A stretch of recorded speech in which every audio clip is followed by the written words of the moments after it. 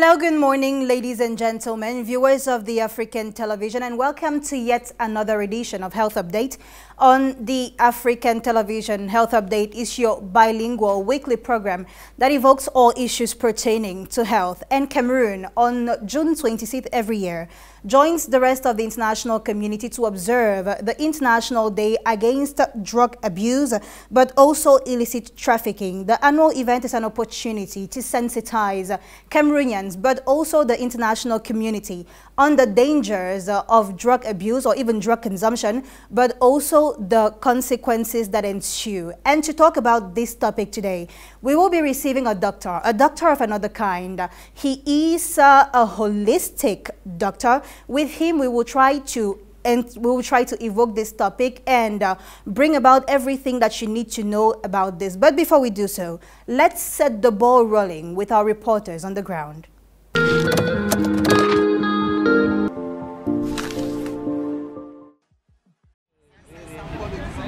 À l'échelle mondiale, près de 180 millions de personnes, soit 3% de la population mondiale, sont des consommateurs de drogue. Au Cameroun, selon les chiffres du ministère de la Santé, 21% des citoyens en consomment, dont une forte proportion de jeunes, en particulier ceux au chômage. Très souvent également, c'est la pauvreté. La pauvreté.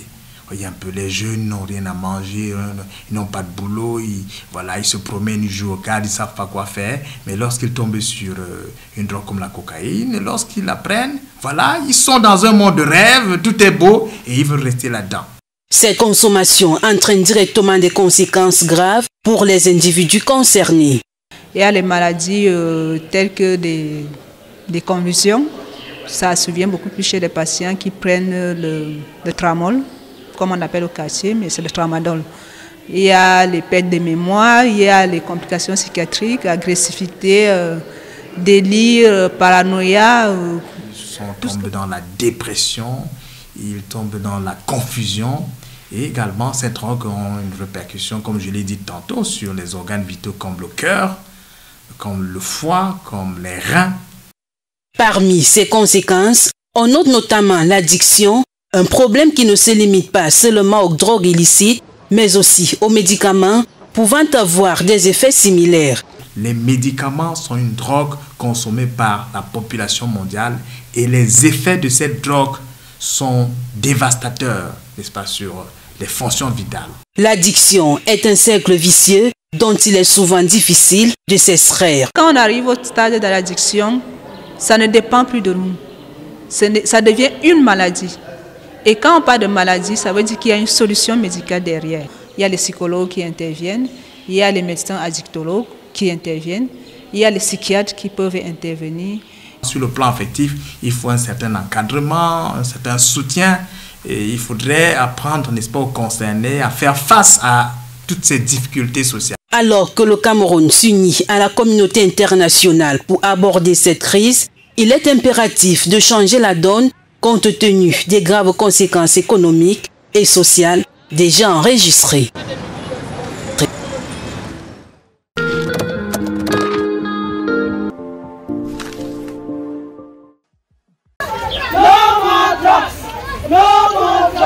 War against drug abuse continues to intensify in Kumbatu subdivision, Meme division of the southwest region of Cameroon, with Muslim and Christian women who embarked on an aggressive march carrying placards saying no to drugs, penetrating homes of drug dealers, likewise landlords and landladies harboring them, destroying some of their hideouts.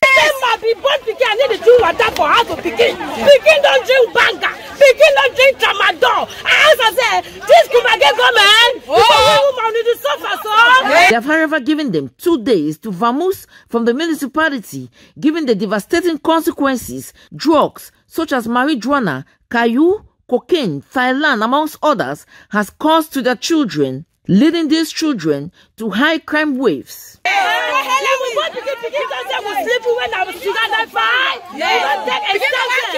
No more drugs in Kumbatu subdivision. Any landlord, any landlady, when they keep all that drugs at them, they must remove them from the house. If not so, we will take action. We will not come out. The march took place June 20th at the Awuza Quarters neighborhood, with the women expressing disgust and disappointment over the arrest and sudden release of these drug addicts by the drug dealers. May government, when they catch that picking them, may they keep them. That picking them not the problem. Now the people, the way they say, now you are one person. So when they catch them, may they keep them. And when they keep them, they go no. I will beg them say when they don't catch them, so because they don't destroy what picking them. They don't bring what picking them back again. When they catch them, so may they kill them. Wait to be the root of that, because they say trauma don't inside our community. We want to make them drag all them. All the drug dealers them. We not the fear. If government not solve our problem, we go to come out. They go see a woman. They go sleep up to the road. The protest march comes few days after the arrest of some 22 drug addicts by the divisional officer for Kumbatu Subdivision, Edwin Kenyangwana, and collaborators. We are women fighting for our children. In the name of God, we shall conquer.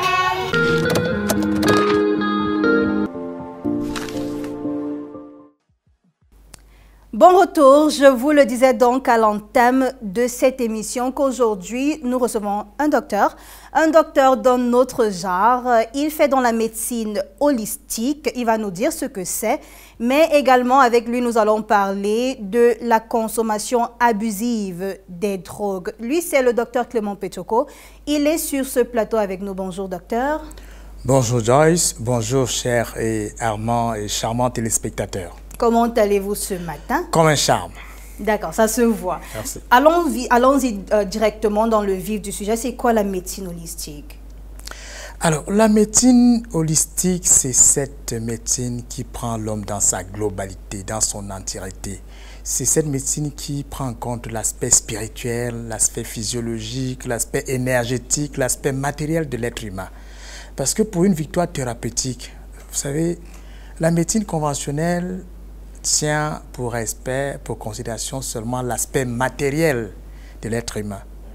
Par contre, l'aspect spirituel, l'aspect causal, l'aspect énergétique sont les autres entités qui doivent être prises en compte, parce que ce corps, c'est juste l'enveloppe que nous avons. Et une victoire thérapeutique ne peut pas être obtenue seulement en prenant en compte l'aspect matériel, le corps physique que nous avons. Vous savez, il y a des problèmes de santé qui sont au-delà de l'aspect matériel.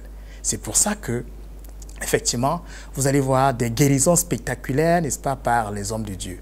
Vous allez voir également des guérisons spectaculaires lorsqu'on passe par le corps énergétique, lorsqu'on passe par le corps astral, lorsqu'on passe par le corps mental, le corps émotionnel. Voyez un peu. Donc la médecine holistique, c'est cette médecine donc, qui englobe donc, tous ces aspects de l'être humain.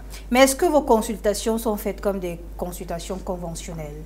Non, pas du tout, parce que le spécialiste en médecine holistique a cette capacité, de par sa formation, d'écouter le langage du corps. Parce que mieux que le corps, il n'y a pas pour nous donner, n'est-ce pas, des détails, des informations sur ce qui l'embête. Et nous utilisons donc le langage du corps spirituel, le langage du corps émotionnel, le langage du corps mental, le langage du corps énergétique, et comme le langage du corps physique, pour poser le diagnostic, n'est-ce pas, et venir donc en aide pour harmoniser, n'est-ce pas, le corps qui est malade. Alors aujourd'hui, nous parlons de la toxicomanie ou alors l'addiction aux drogues. Comment est-ce que, quelle approche est-ce qu'on utilise pour lutter contre la toxicomanie chez vous dans la médecine holistique? Bien, vous allez un peu m'excuser parce que je vais paraître un peu... je vais plutôt utiliser notre langage parce que nous tous, nous sommes des toxicomanes. Pourquoi? Parce que nous consommons des drogues tous les jours. Vous savez, nous avons dans notre société l'habitude de parler seulement des drogues illicites. Et les statistiques aujourd'hui du ministère de la Santé disent que, effectivement, 25% de la population est concernée par les drogues illicites. Ça veut dire que 75% de la population est concernée par une drogue qui est permise. Parmi les drogues qui sont permises, il y a l'alcool, il y a le tabac, il y a les médicaments. Et nous savons quel rôle dangereux jouent les effets secondaires des médicaments sur la santé de la population mondiale. Nous savons exactement les dégâts ravageur de l'alcool et du tabagisme permis au sein de la population. Donc, c'est 75% de la population qui consomme de manière légale cette drogue-là, ne sont pas conscients de ce que cela représente à long terme sur la santé. La plupart des problèmes de santé que nous avons, la plupart des déficiences organiques que nous avons sont liées, malheureusement, il faut le dire, à la consommation de cette drogue-là. Les gens ne le savent pas parce qu'à renfort de publicité, etc., on en consomme et voilà, tout est permis. Malheureusement, voilà, à la fin, après quelques années, on se retrouve parfois avec un foie foutu, avec un cœur qui est déficient, avec un rein qui est problématique, etc. Donc, il ne faut pas seulement qu'on se contente d'attirer l'attention sur les drogues illicites, mais également il faudrait une journée qui va se consacrer, n'est-ce pas, sur les drogues permises. Absolument. Voilà. D'accord. Comment intégrez-vous les thérapies holistiques au traitement médico-traditionnel contre la toxicomanie? Bien, comme je l'ai dit, la médecine holistique, elle est globale. Nous ne pouvons pas exclure un pan d'une médecine qui peut aider dans la prise en charge d'un problème de santé.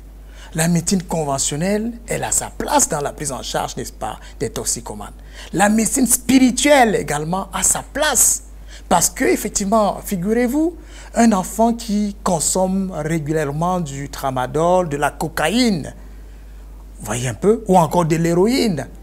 Et s'il a la malchance de côtoyer certaines personnes mal intentionnées qui lui donnent un code spirituel qu'il doit prononcer.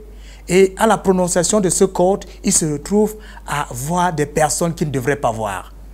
Alors, lorsqu'il a déjà vu ces personnes de l'autre côté spirituel, il va nouer déjà un contact avec ces personnes-là et ce sera plus facile parce que ce ne sera pas seulement du ressort de la médecine conventionnelle, du psychiatre, du psychologue, du nutritionniste ou encore de tous ces encadreurs médicaux. Prenons un exemple simple. Voilà. Joyce consomme de l'héroïne. Oui. Et puis elle arrive chez vous. Oui. Vous faites quoi? Vous me nettoyez, vous priez pour moi, après vous me tapez et puis vous me donnez des médicaments à prendre? Alors, Joyce vient chez moi parce qu'elle prend de la drogue. Ce que je fais déjà, c'est que j'essaie de voir l'état de lieu, j'analyse la langue, je fais un diagnostic abdominal, j'analyse la plante des pieds parce que la plante des pieds est parfois le dépotoir de tout ce qu'on a pris comme substance chimique. Et vous allez voir à un moment donné, tous les gros tabagistes, tous les gros toxicomanes, ils ont une plante des pieds problématique. Vous allez également avoir au niveau de la langue des problèmes qui sont décelés par la langue. Et le diagnostic abdominal également va permettre de soit constater une inflammation au niveau du foie, au niveau de la rate ou encore un problème au niveau des reins qu'il faut prendre en charge. Alors lorsque le diagnostic est posé, cela nous permet de savoir quels sont les organes qui sont déficients, quel est le degré de l'énergie vitale, quel est l'état des poumons, est-ce que effectivement la personne a assez d'oxygène, est-ce que les poumons sont capables, n'est-ce pas, d'aider la personne à procéder à une régénération cellulaire. Lorsque nous posons le diagnostic maintenant, nous avons, n'est-ce pas, l'aspect général de ce qu'est le patient. À ce moment, on sait quelle peut être la durée de la désintoxication, on sait sur quel organe appuyer davantage, on sait comment harmoniser le corps, on sait comment procéder pour nettoyer le sang, parce que la drogue entraîne, n'est-ce pas, une intoxication générale en commençant par le sang. Et parfois même, ça va jusqu'à détruire totalement le cerveau. Et il y a des gens qui perdent totalement la réalité parce que le cerveau est totalement détruit. Donc, la consultation et le diagnostic holistique permettent de savoir exactement ce qu'il faut faire par la suite. Il peut arriver qu'on prescrive des cures de désintoxication, il peut arriver qu'on prescrive, n'est-ce pas, l'hydrothérapie du côlon, il peut arriver qu'on procède par l'acupuncture crânienne. Lorsque le cerveau est atteint, il peut également arriver qu'on procède par l'acupuncture générale. Sans oublier la réforme alimentaire. Mais au-delà de cela, j'ai parlé de la médecine holistique, il faut tout un encadrement. Il faut voir le sujet dans son environnement. Qu'est-ce qui pousse ce sujet à être toxicomane? Est-ce que Joyce, elle a connu une déception terrible? Est-ce qu'elle a connu une déception terrible qui l'amène à fuir la réalité, à ne pas affronter la réalité en face et à pouvoir voilà, consommer de la cocaïne pour être dans un monde de rêve? Il faut savoir cela. Est-ce que c'est les fréquentations de Joyce qui font qu'elle ait des amis qui ne sont pas de bonnes fréquentations, qui sont des paresseux, qui veulent seulement se retrouver dans certains coins de la rue pour prendre ça? Est-ce que plus loin, il y a un aspect spirituel à la chose? Ce n'est que lorsqu'on prend en compte tous ces aspects de l'être humain qu'on peut décider, n'est-ce pas, de sortir l'individu de la toxicomanie. Si on s'occupe seulement du corps physique, on fait une cure de désintoxication, on le pique, on le nourrit, on nettoie le corps. Mais si on ne va pas plus loin pour savoir exactement qu'est-ce qui a fait que Joyce entre dans la toxicomanie, mais quelques 2, 3, 4 mois plus tard, elle va replonger dans le même scénario et ce sera un cycle infernal. Donc, la solution, elle est causale. Voilà, avant d'être symptomatique. Il faut éliminer le symptôme, il faut nettoyer le sujet, mais également, il faut aller plus loin, rechercher les causes sociales, les causes psychologiques, les causes émotionnelles, les causes spirituelles. Est-ce qu'il y a des limites à la médecine holistique pour le traitement de la toxicomanie? Ou alors même des challenges? Disons que, effectivement, vous savez, plus l'intervention est rapide, plus on a les chances, plus le pronostic est bon. Un tabagiste ou encore un toxicomane qui, voilà, mineur, c'est-à-dire que ça fait 2, 3, 4 mois, 1 an qu'il prend de la drogue, ce sera encore beaucoup plus facile de résoudre le problème.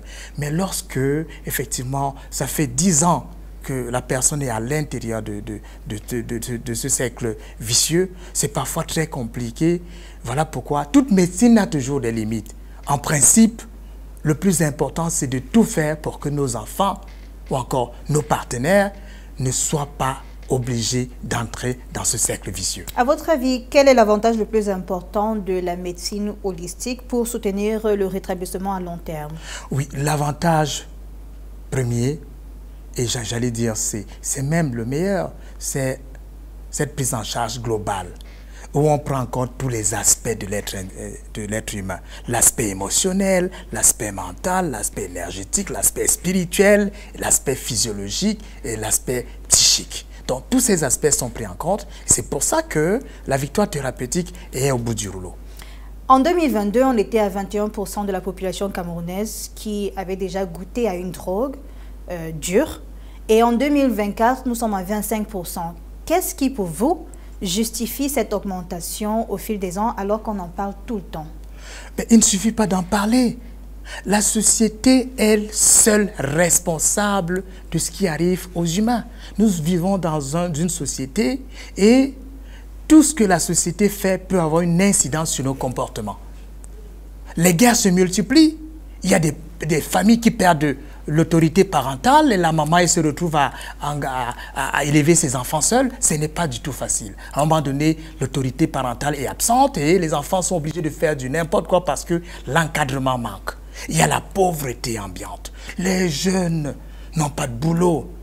Ils veulent rêver, ils voient un peu comment les gens roulent dans des Prado, dans des VX, etc. Ils voient comment les gens construisent des gratte-ciel, mais ils ne comprennent pas comment ça se passe. Ils veulent aussi goûter au miel, mais ils ne savent pas comment faire. Lorsqu'ils prennent cette drogue la première fois, ils entrent dans le rêve.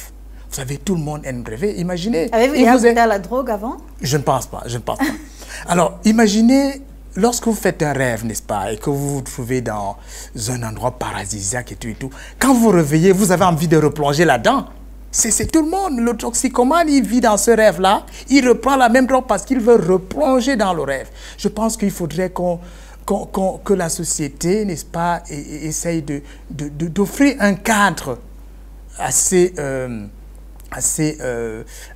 bon pour que les jeunes puissent s'épanouir, les jeunes puissent vivre leur passion et que tout le monde ait la possibilité de s'occuper, de gagner son pain, de lever ses enfants, de rêver grand et voilà, de se réaliser. À votre niveau, comment est-ce que vous collaborez avec d'autres professionnels de la santé pour pouvoir traiter ces malades-là? Bien sûr, comme je dis, la médecine holistique n'exclut pas une médecine. puisque c'est une médecine globale. Nos premiers partenaires et nos premiers interlocuteurs, très souvent, sont nos amis, sont nos confrères de la médecine conventionnelle, sans qui nous ne pouvons rien faire. Donc vous travaillez avec des addictologues? Bien sûr, des psychiatres, des psychologues et tout cela. C'est ça la médecine holistique. Voilà.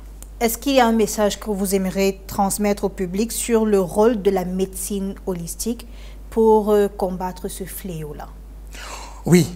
La seule chose que je vais dire aux toxicomanes, et certainement ils se sont rendus compte, après avoir suivi des cures de désintoxication, après avoir rencontré des psychiatres ou encore des spécialistes en addiction, que 2 mois, 3 mois, 1 an plus tard, ils ont tendance à replonger là-dedans.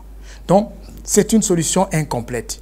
Il faut examiner le patient et voir et trouver l'origine profonde de cette addiction à la cocaïne, de cette addiction au tramadol, de cette addiction, n'est-ce pas, à l'héroïne, etc.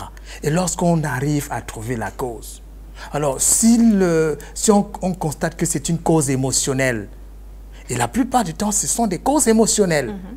Si on constate que c'est une cause émotionnelle, on essaie de l'éduquer, on essaie de l'orienter, on essaie de l'encadrer, on essaie de le chouchouter, de lui donner ce dont il a envie, ce dont il a besoin, et le problème est résolu. Donc, la solution médicale, elle est bonne, voyez un peu, lorsqu'il faut prendre des cures de désintoxication, passer par un processus de sevrage, écouter la personne, mais également il faut aller plus loin en recherchant des causes sociales pour en venir à bout et, n'est-ce pas, aider à réduire considérablement, n'est-ce pas, ce pourcentage ou encore les statistiques sur voilà, la toxicomanie, parce que le problème est social et c'est la société qui doit se charger, n'est-ce pas, de résoudre le problème. Avez-vous une success story qui, jusqu'ici, a décidé d'abandonner les drogues et avec qui vous travaillez jusqu'à présent? Oui, alors je vais parler de cet artiste. C'était un artiste qui est bien sûr très célèbre. À un moment donné, il était très timide. Il était très timide. Avant de se présenter sur le podium, il fallait qu'il prenne quelque chose de puissant. Parce qu'il avait peur du public.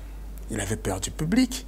Et il est passé par chez nous pour une cure de désintoxication, pour ceci, cela. Mais nous sommes allés plus loin, on a fouillé dans son passé et nous avons constaté que effectivement, il avait perdu sa maman très vite et il avait besoin de beaucoup d'affection. Alors, il avait une copine qui, malheureusement, n'aimait pas beaucoup aller dans ses concerts parce que chaque fois qu'elle y allait, alors vous savez, les artistes, ils sont beaucoup aimés par les femmes, il était embrassé, il était chouchouté, et là, elle n'aimait pas voir cela. Et alors, on a fait venir sa copine, on lui a dit, si tu veux que ton partenaire ne fume plus, la seule personne qu'il a besoin de voir lorsqu'il est sur scène, c'est toi. Et il a organisé un concert, on lui a dit de ne pas prendre, il est parti avec sa copine. Il a été surpris de constater que sa copine devait l'accompagner. Et il a installé sa copine, n'est-ce pas, devant, et lorsqu'il a constaté que sa copine était là et tout, alors là, il a explosé, il a fait ce qu'il n'avait jamais fait quand il ne se droguait pas. Donc, l'aspect émotionnel a été résolu et c'est comme ça que le monsieur, il a fini par se débarrasser de la drogue. Donc, on peut citer des exemples comme ça où il faut aller rechercher la cause. Chez monsieur, c'était une cause émotionnelle. Chez d'autres personnes, c'est lié à la pauvreté, voilà, lié à l'environnement, lié au manque d'encadrement de la part des parents. Donc, il faut chercher la cause profonde et résoudre la cause et maintenant s'occuper du sujet et voilà, résoudre le problème entièrement. Merci, Dr Petchoko. Est-ce que vous avez un mot pour la fin? Je vais tout simplement dire à tous ceux qui nous suivent qu'il est également important de se concentrer également sur des drogues permises. Nous passons toute notre vie à nous intoxiquer. Voyez un peu. Et cette intoxication, n'est-ce pas, ces drogues-là, tôt ou tard, ont des répercussions sur nos organes vitaux. Et lorsque ces organes deviennent déficients, lorsqu'on a un foie, lorsqu'on a un cœur, lorsqu'on a un rein foutu, à cause d'une substance peut-être permise qu'on en consomme tout le temps, parfois, à un moment donné, la médecine a du mal à retourner le blason. Donc, ça vaut la peine de ne pas seulement se concentrer sur les drogues illicites, mais de savoir également que ces substances que nous consommons tout le temps, qui sont des drogues permises, peuvent nous faire plus mal que ces drogues-là qui sont illicites. Merci, Dr. Clément Pechoko. Thank you, ladies and gentlemen, for being tuned up to this moment. Right behind, let's meet Valerina Isomba. She has the health tips for this week.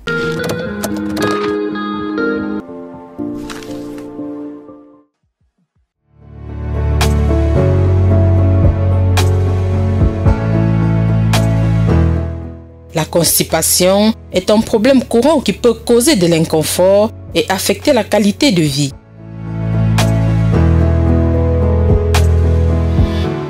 Elle se traduit par un ralentissement du transit intestinal et des difficultés à évacuer les selles. Les symptômes les plus courants sont les ballonnements, les maux de ventre et une sensation de pesanteur abdominale.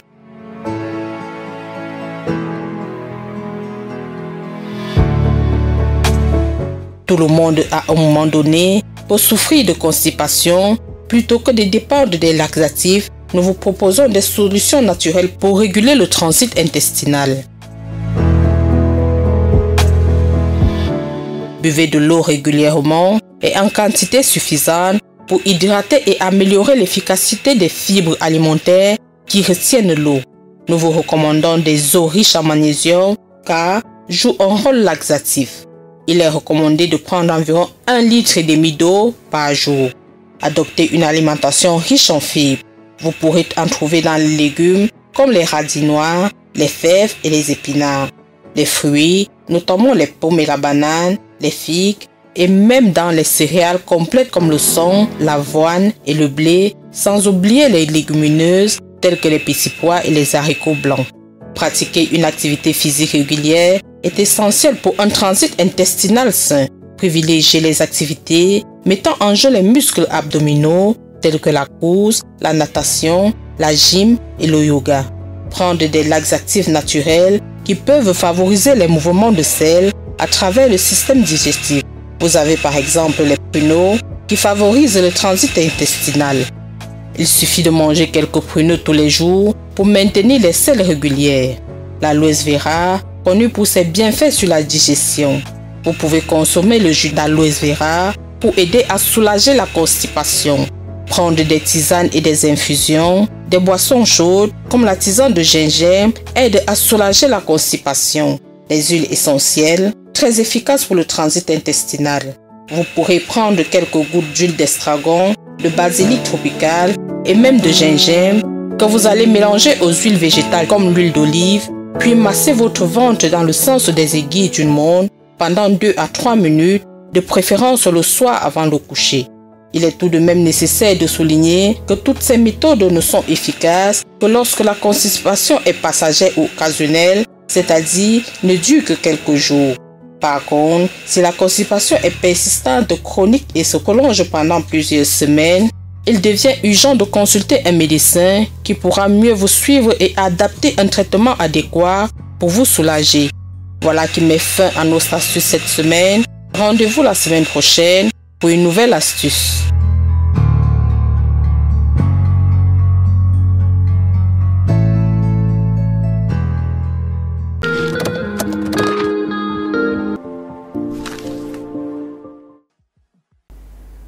Le plus santé cette semaine, c'est une sortie du docteur Tsatsop Cyril Thibault. Ses conseils une fois de plus après la transition.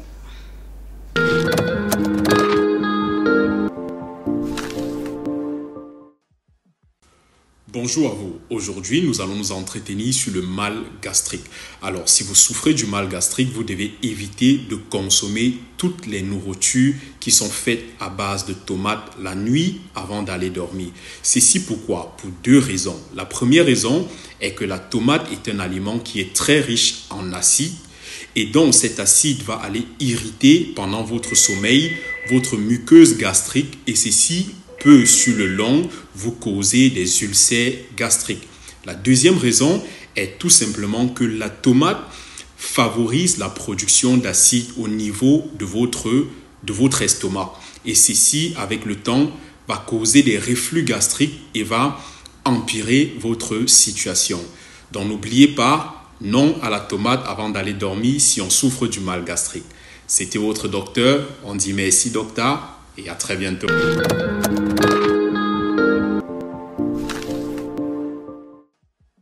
Thank you, Doctor. Ladies and gentlemen, thank you for being tuned right up to this moment, for taking time off your busy schedules to watch us, while hoping that you learned one thing or two. We urge you to stay glued to the rest of the programs of the African television. Let's continue the chit-chat on our social media handles, notably on Facebook at Health Update Vision 4, but also on YouTube. The page name is Ngwang Diana Joyce. Our rebroadcast is scheduled for Sunday, 10 a.m.